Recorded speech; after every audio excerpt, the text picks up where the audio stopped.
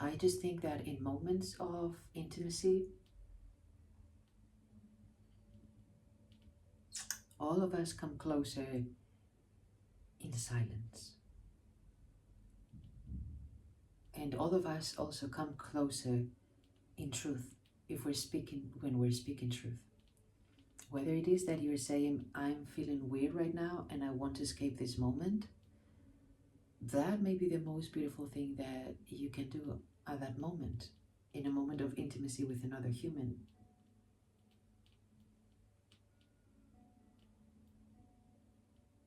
When in doubt, always go with the truth. Nothing wrong can happen out of truth. Human unpleasantness can happen out of truth, but nothing wrong on a cosmic level can happen out of being in truth and speaking the truth. This is at least my perspective and experience. You can only bring more beauty into the world by being completely honest, transparent, authentic. Even if you create an apparent conflict in humanity at a very small scale or large scale or whatever, always choose the truth when you think it's really necessary. I spoke in my last video, I think it was, but I don't know if it's going to be the last one that you watch. I'm not talking about a truth that when you see someone with some clothes that you find that you may not like, it's not relevant whether you like them or not, but imagine your ego saying like, oh my God, that sweater, okay. And you think that you have to say that? No, that's not the kind of truth that I'm talking about. Don't say anything that is not really relevant or loving. But in a moment where it is needed to speak the truth. And speak from your being. Don't attack anyone. Just say how you feel about the other person.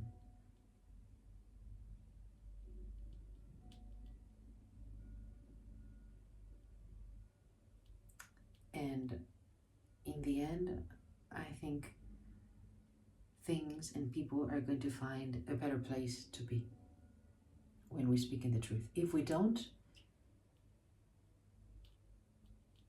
we're creating more disorder and more dysfunctions in this world.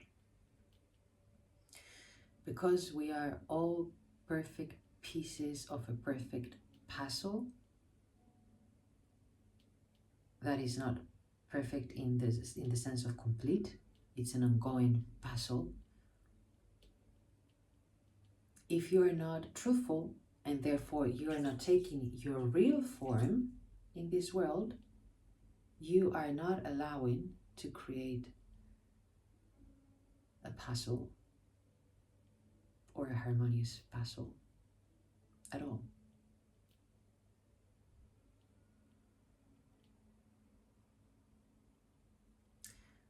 There are other moments of intimacy that I have realized are very important to me. Normally, when I wake up, I stay in bed for 2 hours or so. And for me, that's a form of intimacy. I didn't realize before, well, I think before, like long ago, I just didn't want to wake up because I didn't find, in general, a meaning to my life. And even if I thought that I was feeling quite connected to my inner being inside, oh my God, it's been 26 minutes now, okay? In the outside world, I was not doing things enough that would bring me a feeling of belonging or being excited about my day.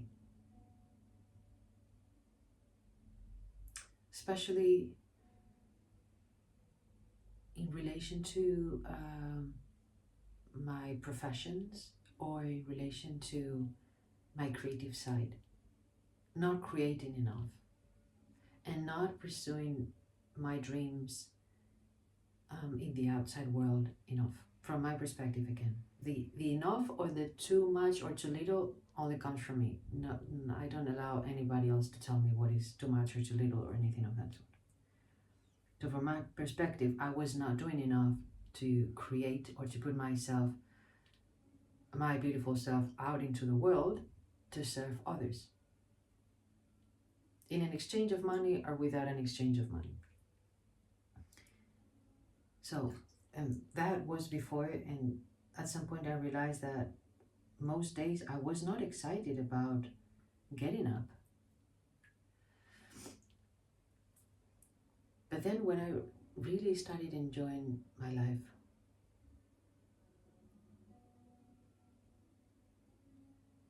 I realized that I was enjoying those early hours in bed, and I got into a meditative state. I would either be in silence or playing music, instrumental music that I love, or listening to spiritual teachers, however I felt called to do, and changing postures, connecting with my body, and kind of similar to how I am in the bathtub, but being with my eyes closed in my bedroom, not in full darkness. When I wake up, I like to allow some natural light to come in, even though I close my eyes or I cover my eyes with a piece of cloth that's made out of soft cotton. So I like that feeling that I know that it's daytime and the light is natural light outside, very soft. But then I decide to have my eyes covered and to be looking inside. And there is a moment, sometimes it can get up to 3 hours even. I have even surprised myself because I kind of lose track of time. Sometimes I fall asleep again for 10 minutes and sometimes nothing at all. And part of that time I also take it to travel to other realities with my mind.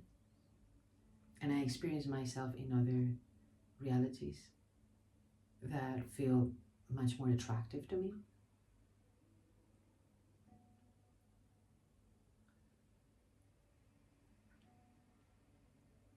And those are moments of intimacy to me. And at some point I feel very energetic and it's like, okay, time to go and to get up. And some people may wonder like, yeah, because you can do that, because you don't have my kind of job or because you don't have children. Whatever the reasons are, I have taken myself from working in a bank and having to be at a multinational office and drive my car for almost an hour to get there at 8:30 in the morning to where I am right now. It's no better or worse from an objective perspective. I can tell you it's much better for me right now, but I have consciously taken myself from there to where I am right now because I chose to look within and care about how I was feeling.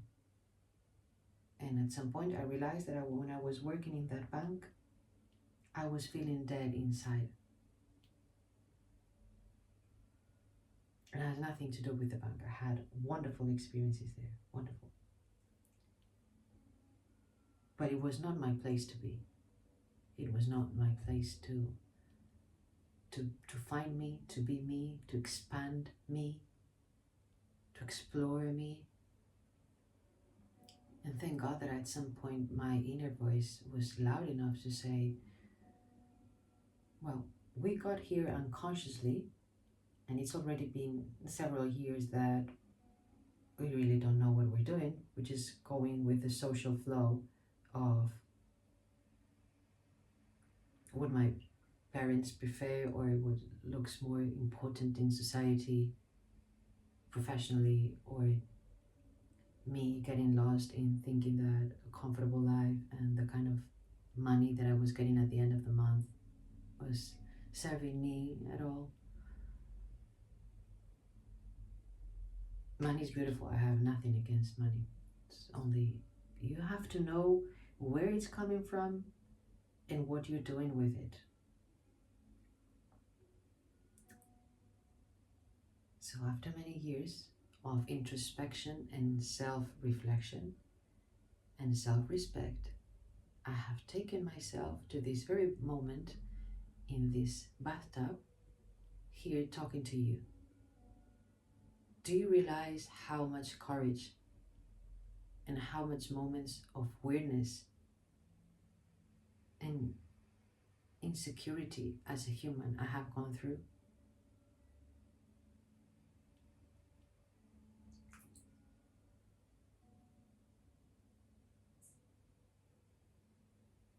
Don't look for excuses as to why you cannot be intimate with yourself and create a life that feels natural to you, that feels wonderful, beautiful.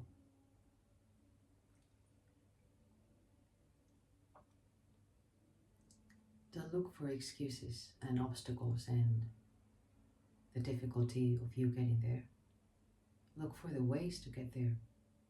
Because for sure your inner being is going to help you if you're really humble and open to get yourself there and brave.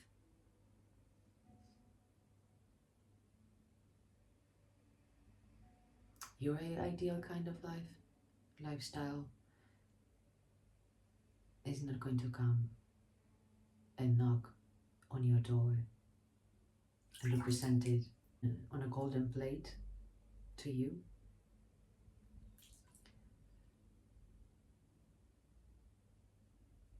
You have to go through the discomfort of dismantling your social persona and what your ego thinks is normal and familiar. And at some point along the way, you're going to start experiencing your true self. Your core energy and what it really feels for you to be at home, which is not a place, it is a sensation within you. You can take this sensation almost everywhere you go. Some places it's going to be very challenging.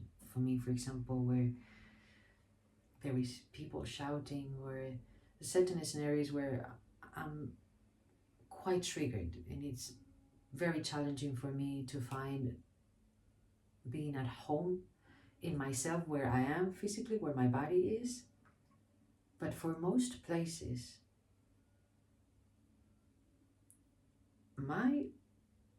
this physical vessel is my home. And I know my energy very well. I know how wonderful it feels to be me, and that's who I am, wherever I go. It has been gradually that I have been able to do that and not hide or play that social persona that I was playing before, trying to look normal and trying to be liked by everybody. Not most people. I was trying to be liked by everybody. So unrealistic. And I was so confused.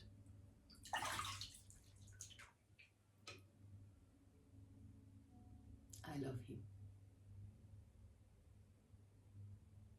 And again, I don't need to know who you are to love you.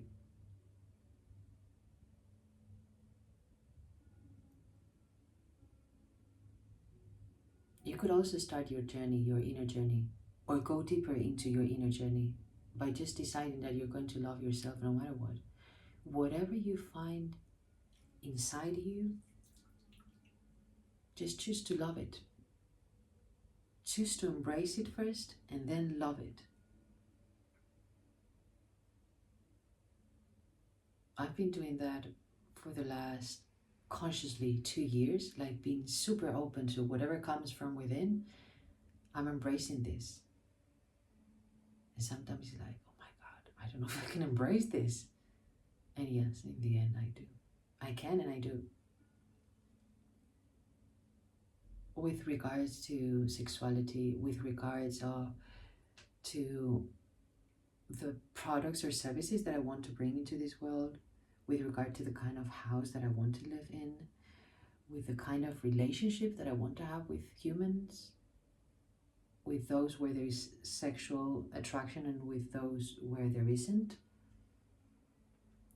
with how I want my body to look, anything. There's so much excitement actually, and so much beauty in just experiencing yourself at the core of who you are, and allowing yourself also to change along the way, very little, very much, whatever comes naturally, not forcing anything, respecting that this is me. And have you heard of this media platform, American, I think it's called, in capital letters, Now This? It belongs to a great media multinational, but I can't remember the name. Now think of your life and think of your journey and yourself as now this, now this, now this, now this. And whatever it is, inside or outside, I'm just going to accept it, embrace it, and then love it. Some things are going to take you longer, some things are going to take you less time. No rush. Your focus and intention and determination goes towards accepting and loving. Even loving that a part of you may be, your most human self may be disliking what your higher self is able to love. That polarity can happen. It happens quite often. You can embrace that. You can embrace them both.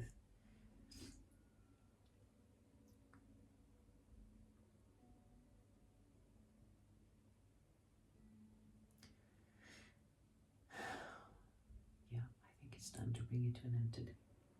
This is the longest video that I have recorded so far. So be it. It's double time of what I normally do. Doesn't matter. You can watch as much or as little as you want. And also we are eternal beings, so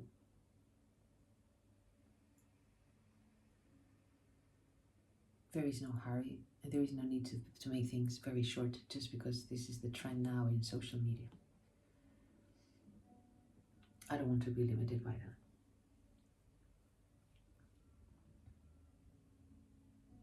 I love you.